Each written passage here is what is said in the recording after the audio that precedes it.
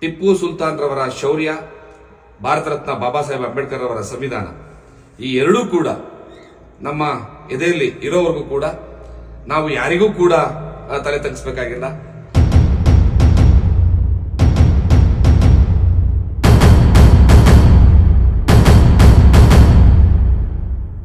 ಮತ್ತೆ ಯಾರೂ ಕೂಡ ನಮ್ಮನ್ನ ದೇಶಭಕ್ತಿಯಿಂದ ಏನು ಪ್ರಶ್ನೆ ಮಾಡಬೇಕಾಗಿಲ್ಲ. ನಾವು ಈ ನೆಲದ ಮೂಲ ನಿವಾಸಿಗಳಿದ್ದೀವಿ. ಈ ದೇಶ ನಮ್ದಿದೆ.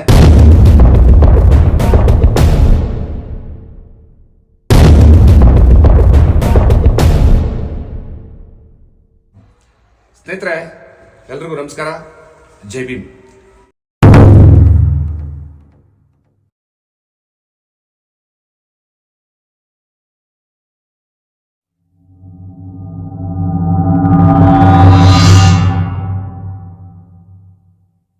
ಸ್ನೇಹಿತರೆ, ಎಲ್ರಿಗೂ ನಮಸ್ಕಾರ. ಜೈ ಭೀಮ್.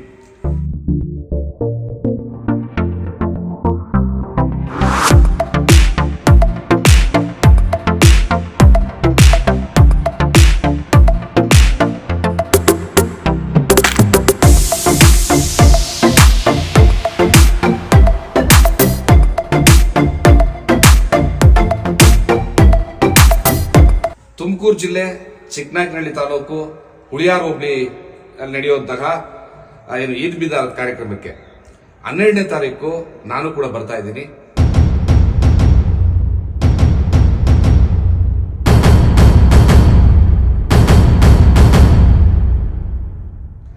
ತಾವೆಲ್ಲರೂ ಕೂಡ ಈ ಕಾರ್ಯಕ್ರಮದಲ್ಲಿ ಬಂದು ಈ ಈದ್ ಮಿಲಾದ್ ಕಾರ್ಯಕ್ರಮವನ್ನ ಯಶಸ್ವಿಯಾಗಿಗೊಳಿಸಬೇಕು ಅಂತ ನಾನು ಕೇಳ್ಕೊಳ್ತಾ ಇದ್ದೀನಿ.